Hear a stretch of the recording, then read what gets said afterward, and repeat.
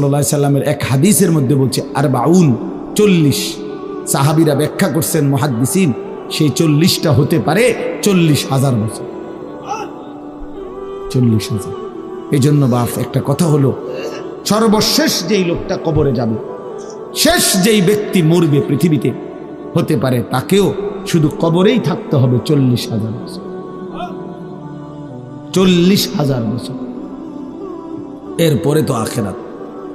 এই 40,000 বছর যদি কবরে আযাব হয়,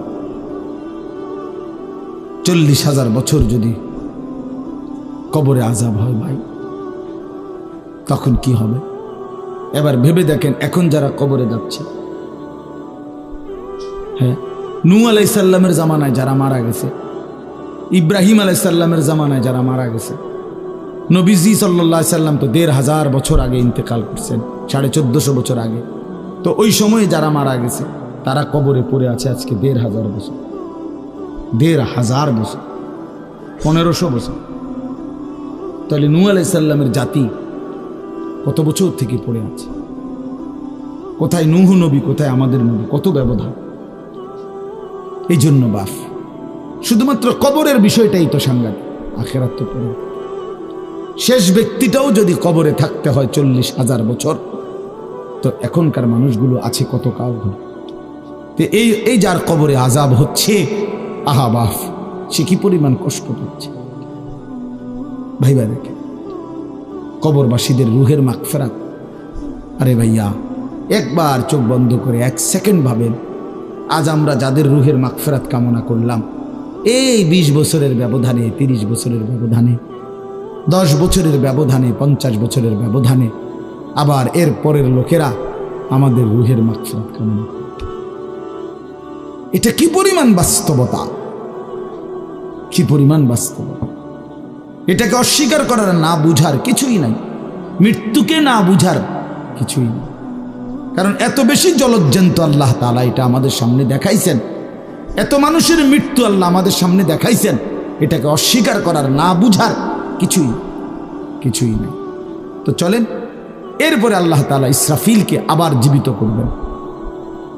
জীবিত করে আল্লাহ তাআলা ইসরাফিল আলাইহিস সালামকে বলবেন, ইসরাফিল আবার তুমি সিংহায় ফুঁ দাও। এইবার যখন সিংহায় ফুঁ দিবে, তখন ইসরাফিল আলাইহিস সালামের এই দ্বিতীয় ফুঁতে আবার ভূমিকম্প শুরু। আবার কি শুরু হবে? ও মাঝখানে ভাই, ওই ছেলে অপদার্থ, কথা বলো না, হাসাহাসি করো না, কারো কথা বাকি থাকলে, দুষ্টামি বাকি থাকলে উঠে চলে যাও, বাহিরে আলাদা জায়গা আছে। গাফেল সন্তান কোনো কিছুতেই যাকে কোনো আসর করে না। আহা, আপনারা জানেন না, আপনাদের এক এক ছেলের অবস্থা হলো কলিজাটা পাথর হয়ে গেছে, কোনো কিছুই তার কলিজা নাড়ায় না। এত শক্ত জানোয়ার যে খোদার 365 দিনে কোনো দিন ফজরের নামাজ পড়ে না, একদিনও না। মানুষের বাচ্চা এত বড় জানোয়ার হয় কেন? আরে তুই কোন মানুষের বাচ্চা? তুই কোন মার দুধ খাইলি? নাফরমান! কেমনে মানুষ হইল? এটা কি ধরনের মানুষ? একদিনও নামাজ পড়ে?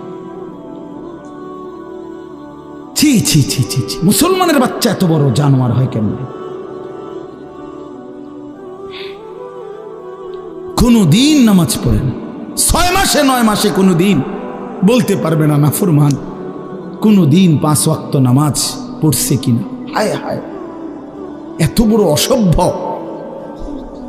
মায়ের সন্তান হয় কেমনে? বাবার সন্তান হয় কেমনে? চিন্তা কর, কোনো কিছুই। ছেলে পেলেদের হালাত হলে এই পরিমাণ লাগাম ছাড়া, কিসের মা কিসের বাবা, কে তার মা কে তার বাপ, কে কি তার ধর্ম, তার আল্লাহকে, তার রসুলকে, তারে বানাইছে কে, আসছে কোত্থেকে, কেন আসছে, কি করতেছে, কি করছে, কিচ্ছুর খবর নেই, কিচ্ছুর খবর। আসে, হাঁটে, বুট খায়, বন খায়, মোবাইল টিপে, খারাইয়া মতে, বইয়া মতে, বন্ধু বান্ধবদের সাথে আড্ডা দেয়, মেয়ের পিছনে ঘুরে, অসভ্য অশ্লীল কথাবার্তা বলে, এটা কি একটা জিন্দিগি হলো? মিয়া ভেবে দেখেন। ওফ, কোন সুস্থ স্বাভাবিক মানুষ এমন হয়? বলো ভাইয়া বলো। রাগ করো না বাপ, কে তোমা করে মনে করাই দিবে? কেউ মনে করায়। হা, বাবা আমারও ফিকির শেষ, শুধু টাকা রোজগারের ফিকির। দেশে থাইকা পারো, নাহলে বিদেশ গিয়া পারো, কোনো না কোনোভাবে পয়সা রোজগার করো। টাকা রোজগার করলে মা বাপ খুশি, টাকা রোজগার না করলে না অখুশি। খালাস। এরপরে ইমান আছে কিনা, ইসলাম আছে কিনা, নামাজ আছে কিনা, কোরআন আছে কিনা, আল্লাহ চিনে কিনা, হালাল হারাম কিনা, জায়েজ না জায়েজ না, এত কিছু আমার দরকার। ফুতের জিগায়ও না যে ফুত কামাই যে করতেছ, কি হালাল কামাই করো না হারাম, না এত কিছুর দরকার কি? টাকা দিতেছে, খাইতেছে, ঘুমাইতেছে, বিল্ডিং করতে আসে, জমি কিনতে আসে, আপেল মালটা খাইতেছে। এক ছেলে আমারে নিজে বলছে, আমি সবার ব্যাপারে বলি না, এক ছেলে আমারে নিজে বলছে, হুজুর আমি একটা দেশের নাম বলছে, যেই দেশে আমার কর্মটা ছিল, চলে আসছে ওই দেশ থেকে। আমার বলছে, হুজুর আমার কর্মটা হলো এই, মদের বার, মদের হোটেলে নারী পুরুষ উলঙ্গ জিনাবে বিচার করে, আমার দায়িত্ব শুধু পাশে দাঁড়িয়ে মদের বোতল নিয়ে দাঁড়ায় থাকা, যতবার তারা চায় অতবার তাদেরকে মদ গ্লাসে ঢেলে দেওয়া, তাদের হাতে তুলে দেওয়া। এর বিনিময়ে আমার মাসে বেতন 2 লাখ টাকা। মুসলমান, মুসলমান, মুসলমানের সন্তান, বাংলাদেশের সন্তান। তো এই টাকা যখন বাবা খাচ্ছেন, বিল্ডিং করতেছে, কোনো টেনশন নাই। আমি আবারও বলছি, আমি সবার জন্য বলি না, ওই বলছে দেখে অট্টা কইছি, কথা বুঝছেন না? আমি তো নাম ঠিকানা বলি না। এই জন্য আমার বাপ, ডাক দিয়েন না, ডাক দিয়েন না, একজনও ডাক দিয়েন না, অসভ্যরে ডাক দিয়েন না। হ্যাঁ হ্যাঁ, ডাক দিবেন কেন? হাইওয়ানকে ডাক দিবেন কেন? শুনেন, আপনারাই শুনেন, এত এত মানুষ শুনতে হবে না, কোনো অসুবিধা নেই, কোনো অসুবিধা নেই। আমি তো এটাই বুঝাইতে চাইতেছি, প্রত্যেকটা মানুষ আজকে মুসলমান, আমরা ঘর দেখায়, ফার্নিচার দেখায়, বিল্ডিং দেখায়, শুধু দোয়া করেন, ঘরটা করছি, শুধু দোয়া করে, কিতা দোয়া করতে হবে না, কিতা দোয়া করতে, বিল্ডিং এর দোয়া কিতা, আবার ইট বালুর লেগে দোয়া করে লাভ কি বেড়া? হুজুর মোটর সাইকেল কিনছি, শুধু দোয়া করে দেন, কিতা দোয়া করতো, কি মোটর সাইকেলের দোয়া কিতা? আবার আজীব লাগে না? বাস্তব এগুলো ছাদ ডালাই দিই, আজকে শুধু দোয়া করে দেন, ছাদ ডালাই দোয়া। ওটা ছাদ ডালাই করে, ওটার ফুতে মোবাইলে অশ্লীল উলঙ্গ ছবি দেয়। ওটার সন্তান উনি দাঁড়াইয়া রয়েছে মিস্ত্রিগো সামনে, ওনার গাম ভাইয়া ভাইয়া পড়তেছে ছাদ ডালাইয়ের দিন, আর অসভ্য জানোয়ার সন্তান বন্ধুদের সাথে উলঙ্গ ছবি দেখতেছে। ওই জানোয়ারের জন্য উনি ছাদ ডালাই দিচ্ছে, ওই হাইওয়ানের জন্য উনি ঘর করে দিয়ে দিতেছে। উনি কবরে জায়গা ঘর করে দিয়ে গেছে, এর জন্য ঘর করলেন? ছি ছি ছি ছি ছি। আমার দেওয়া ঘরে আমার কষ্টের কমাইয়ে এখানে বসে বসে রঙিন ছবি দেখবে, উলঙ্গ দৃশ্য দেখবে ঘরে শুয়া শুয়া সারা রাত। এর জন্যই আমার জীবনের এই অর্জন, এই ছিল আমার উপার্জনের উদ্দেশ্য। আহ, কতবার বললে বুঝবেন, কেমনে বললে বুঝবেন, কারে বললে বুঝবেন? আল্লাহ মাফ করে দেন। চলেন বাপ, তো বলতেছিলাম আল্লাহ তাআলা ইসরাফিল আলাইহিস সালামকে বলবেন আবার ফু দাও। তো তিনি দ্বিতীয়বারের মতো ফু দিলে জমিন আবার ভূমিকম্প শুরু হবে। এই ভূমিকম্পে জমিন কাঁপতে কাঁপতে এইবার জমিনের তলদেশে ওই প্রথমবার ফু দেওয়াতে ভূমিকম্প কাঁপতে কাঁপতে সব উপরে যা ছিল সব নিচে চলে গেছে। মনে আসেনি এটা কইছি? তাহলে উপরটা কি ফাঁকা, এইবার নিচে যা ছিল সব উপরে চলে আসবে। এই আসলেই এটা হাসরের মাঠ। সমস্ত নিচের জিনিস যা কিছু, একেবারে মানুষ, গরু, ছাগল, হাঁস, মুরগা, জিন, ইনসান, গদ, দুয়ার, বাজার, ব্যবসা, দোকান, টাকা, হীরা, জহরত, মণি, মুক্তা, টাকা পয়সা, অর্থবিত্ত, সব সোজা কথা জমিনের তলদেশের সব কিছু জমিনের উপরে উঠে আসবে। এই উঠে আসলেই এটা হাসরের মাঠ। এইটা, এই হাসরের মাঠ কোনটা জানেন? এই যেখানে বসে আছেন এখন, এটাই হাসরের মাঠ। এই জমিনের উপরেই হাসরের মাঠ। বাকি শুধু আল্লাহ কোরআন বলছে ইদাল আরদু মুদ্দাত, আমি আল্লাহ জমিনটাকে টেনে আরো লম্বা করে দেব, আরো বড় করে দেবো আর কি, প্রশস্ত করে দেবো। কারণ ওই যে পিসের মানুষ খারাপ লাগবে না, মানুষ তো দাঁড়াই বসেই আদম আলাইহিস সালাম থেকে নিয়া, তো মানুষ বেশি না, মানুষ, গরু, ছাগল, হাঁস, মুরগা, জিন, ভূত সব খারাপ না, সব দাঁড়াবে। এই জন্য আল্লাহ তাআলা বলেন জমিন আমি প্রশস্ত টেনে দিব, লম্বা করে দিব, এতটুকু। বাকি এটাই হাসরের মাঠ, এটাই হাসরের মাঠ। এই কথাটাই এখানে আল্লাহ তাআলা উল্লেখ করছেন। ইদা জুলজিলাতিল আরদু জিলজালাহা, যখন দ্বিতীয়বারের মতো ইসরাফিলের ফু দিলে জমিনের ভূমিকম্প শুরু হবে। ওয়া আখরাজাতিল আরদু আসকালাহা, আল্লাহ তাআলা বলেন তখন জমিন তার তলদেশে যা ছিল সমস্ত জমিনের তলদেশে, এগুলো এতদিন জমিনের বোঝা ছিল, বোঝা মানে মাটির নিচে, এগুলো সে মনে যেন ফোজা কান্দে লইছে। এবার ওয়া আখরাজাতিল আরদু আসকালাহা, জমিন তার বোঝা মানে জমিনের তলদেশে যা ছিল সে এবার তা জমিনের উপরে উঠায়, উপরে উঠায়।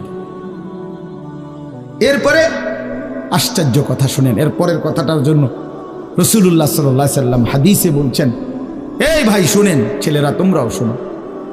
নবী সাল্লাল্লাহু আলাইহি সাল্লাম বলেন এই জমিনের তলদেশ থেকে যখন সবকিছু উপরে উঠে আসবে তখন অর্থ সম্পদ, হীরা জহরত, মণি মুক্তা, স্বর্ণ রৌপ্য এগুলো স্তূপ আকারে উঠে আসবে জমিনের উপরে, মানে হাসরের মাঠে। তো নবীজি একেবারে স্পষ্ট হাদিস, নবীজি সাল্লাল্লাহু আলাইহি সাল্লাম বলেন তখন এই স্বর্ণ রৌপ্য, টাকা পয়সা, হীরা জহরত এগুলো, এই অর্থ সম্পদগুলো আল্লাহর কুদরতে কথা বলবে। স্বর্ণের টুকরা কথা বলবে, কথা বলবে, রৌপ্যের টুকরা কথা বলবে, এগুলো কথা বলবে। কথা কি বলবে? এগুলো তখন ওই নাফরমান মানুষগুলোকে ডাক দিবে, ডাক দিবে, আইয়ুহাস সারিক, হে চোর, এদিকে এই সম্পদের জন্য চুরি করেছিলে, আজ যা দরকার নেও। আইয়ুহাল কাতি, হে ডাকাত, এদিকে এদিকে আসো, এই সম্পদের জন্য ডাকাতি করছিল, আজ নেও। হে আত্মীয়তার, আইয়ুহাল কাতি, আত্মীয়তার সম্পর্ক ছিন্নকারী ব্যক্তি, আসো। এই জন্য ভাইয়ের সাথে যুদ্ধ করছো, বোনের সম্পদ নষ্ট করছো, চাচারে সম্পত্তি দাও নাই, এই জন্য, এই দুনিয়ার জন্য নেও, এখন নাও, এখন যা লাগে নেও।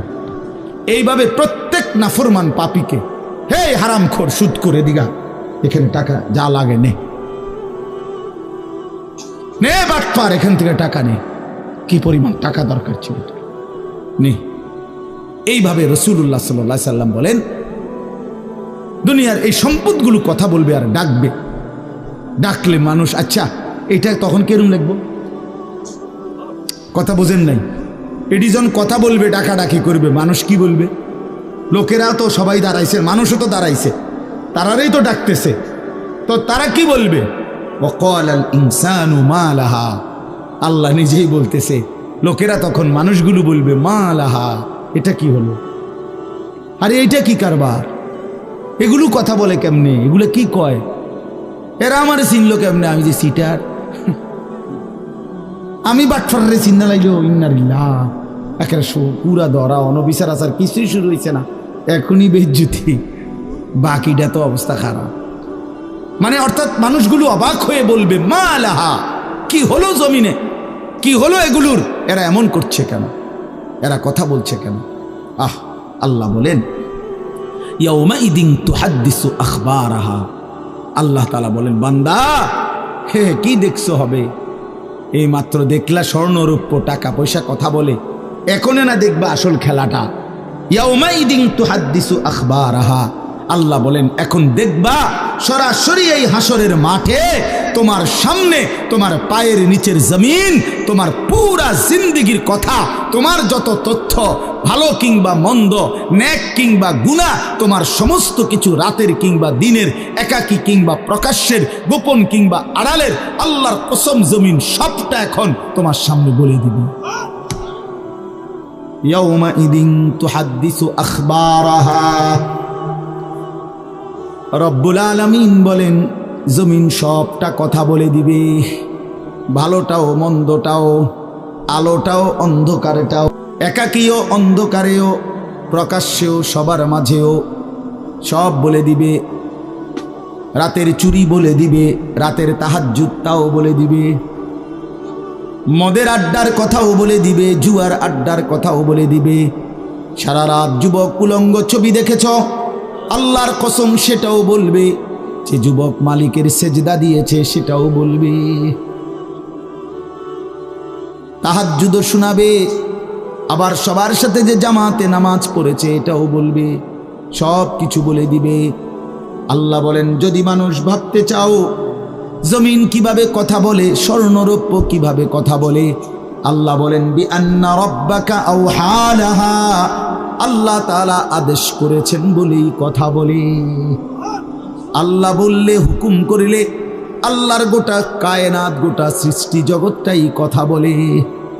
ওয়াশাহিদা আলাইহিম সামউহুম ওয়া আবসারুহুম ওয়া জুলুদুহুম বিমা কানু ইয়ামালুন। আল্লাহ বলে হাসরের ময়দানে বান্দা তোমার কান, তোমার চোখ, তোমার সারা দেহের চামড়া, জুলুদুহুম তোমার সারা দেহের চামড়া, হাসরের ময়দানে তোমার পুরা জিন্দেগির কর্মকাণ্ড বলে দিবে। চামড়াগুলো বলবে চামড়া, মানুষের শাহওয়াত চামড়াতে। এই জন্য সমস্ত যৌনতার ঘটনা, অসভ্যতার ঘটনা শরীরের চামড়া বলে দিবে। মানুষের শাহওয়াত চামড়া, কথা বুঝছেন কি? হ্যাঁ, চরমে চামড়ার মধ্যে শাহওয়াত, কামনা, বাসনা, যৌন চাহিদা। এই জন্য যত লোক দেখবেন বিভিন্ন হসপিটালে, যত ডাক্তার চর্মরোগের ডাক্তার, তত লোক যৌন রোগেরও ডাক্তার। হ্যাঁ হ্যাঁ, চর্ম ও যৌন রোগ বিশেষজ্ঞ, এটা একই বিষয়, একই চ্যাপ্টার। চামড়া মানে আল্লাহ তাআলা বলেন তোমার চামড়া বলে দিবে কত রাত কত দিন নারীর প্রতি অবৈধ আগ্রহ, অশ্লীলতার, বেহায়াপনার, অসভ্যতা করেছিলে।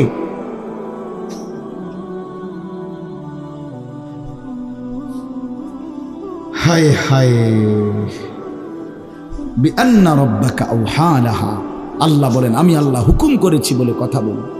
এই জন্য আল্লাহ হুকুম করিলে চামড়াও কথা বলে, কানেও কথা বলে। এখন কি কানে কথা বলে? কিন্তু সেদিন বলি চোখেও কথা বলবে। এখন চোখ কথা বলে না, মানে সব কিছুর জবান খুলবে, সব কিছু। আপনারা বলেন আমরা তো মনে করি জিহ্বায় কথা বলে না, জিহ্বায় কথা বলে না, আল্লাহর হুকুম হইলে কথা বলে। নাহলে যেই লোক বোবা তারও তো জিহ্বা আছে না, তো সে কথা বলে না। যেই লোক কানে শুনে না, তো তার কি আপনার এইভাবে কান বলতে কিছু নাই, তো সে শুনে না কেন, কথা বলেন না কেন? আল্লাহর হুকুম। যার চোখ, যে চোখে দেখেন, এই যে জুয়েল ভাই, আমি মূলত তার মহব্বতেই মাহফিলটা দিছি। তো এই যে দেখে না, তো তার এভাবে তো চোখ আছে, সে দেখে না কেন? আল্লাহ তাআলার হুকুম নাই বলে দেখে, ঠিক কিনা বলেন না কেন? মজার বিষয় হলো রাসূলুল্লাহ সাল্লাল্লাহু আলাইহি সাল্লাম হাদিসে স্পষ্ট বলেছেন, বিশ্বাস করেন, একেবারে বিশুদ্ধ হাদিস। আল্লাহ তাআলা তার দুইটা চোখ নিয়ে গেছে। নবীজি বলছেন সে যদি সবর করে আল্লাহর হুকুমের উপরে চলতে পারে, রাসূলুল্লাহ সাল্লাল্লাহু আলাইহি সাল্লাম বলেন আল্লাহ তাআলা তাকে এই দুইটা চোখ নিয়ে যাওয়ার কারণে, অন্ধ বানানোর কারণে সে যে সবর করলো, আল্লাহ রসুল বলছেন আল্লাহ তাআলা নিশ্চিত তাকে জান্নাত দান করবে। এই জন্য তুমি ভাই সবর করো। মালিকের এই দুনিয়া দেখতে পারলা না তো অপেক্ষা করো, একদিন জান্নাত দেখবা, জান্নাতের হুর দেখবা, তো আরো মজা হবে যে আমি প্রথমেই জান্নাতই দেখলাম,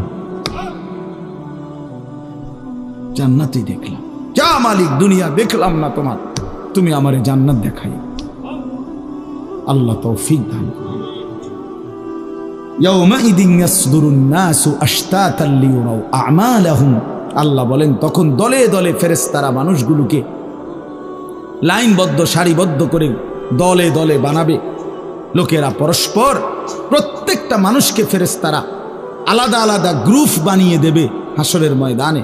তখন প্রত্যেকে এই গ্রুপে গ্রুপে দলে দলে লিয়ুরাউ আমালাহুম, নিজেদের আমল নামা, নিজেদের আমল দেখবার জন্য সামনে এগিয়ে যাবে।